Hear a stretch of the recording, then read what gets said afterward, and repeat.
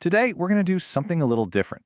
We're going to take a look at a clip from the streamer Ishowspeed getting some fast food, and we're going to break it down like it's an ancient epic. That's right, believe it or not, this simple drive-through run has all the classic beats of a hero's journey. A call to adventure, a series of trials, even a climactic encounter. Let's get into it. So, where does it all begin? Well, every great story needs that first spark, right? That one moment that just kicks everything into gear. For our hero, Speed, it's this line right here. He didn't just buy a car, he accepted his call to adventure. This car, this single object, is the reason this whole journey is about to happen. And so our epic tale begins. You know, every great hero needs their thing. King Arthur had Excalibur, Luke Skywalker had his lightsaber, and for our hero, it's this brand new car. This is his steed, his Millennium Falcon, you know?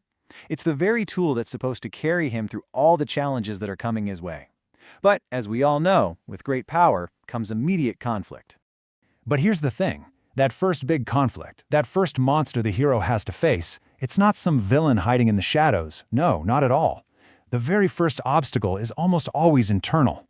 It's that voice inside the hero's head questioning if they're actually good enough, if they can really handle this new power they've just been given.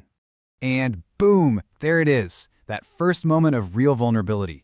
It's such a classic part of the story. Our hero gets this powerful new car, this steed, and his very first thought is about whether he even belongs in it.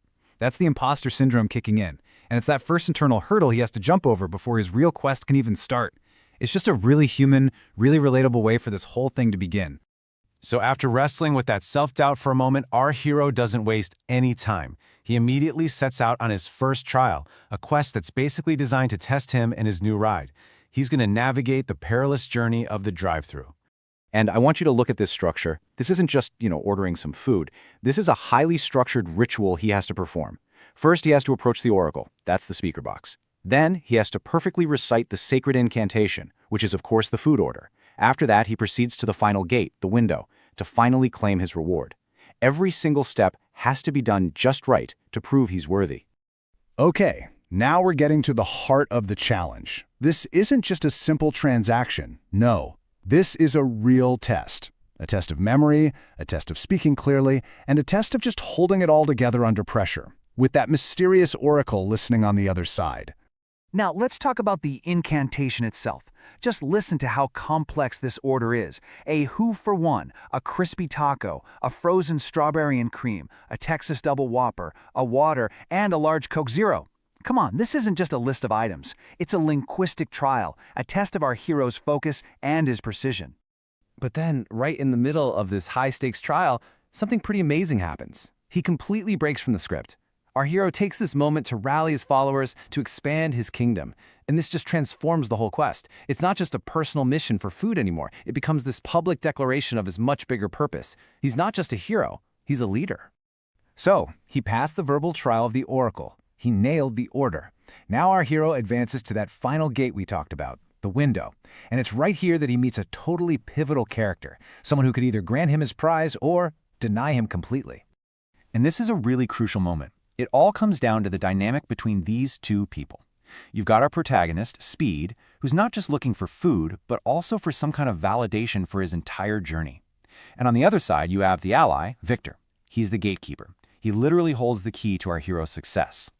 And of course, no prize comes for free. There's a toll, $32.04. In any other context, that's just the price of lunch. But in this story, in this narrative, this number is the tribute. It's the price of victory he has to pay to pass through that final gate and finally claim his reward. And this right here, this is the real climax of the story. Do you like my car, Victor? I do like it. Thank you, Victor. See, he doesn't just pay and drive off. He seeks approval. He needs that moment of recognition from the gatekeeper, Victor, and he gets it.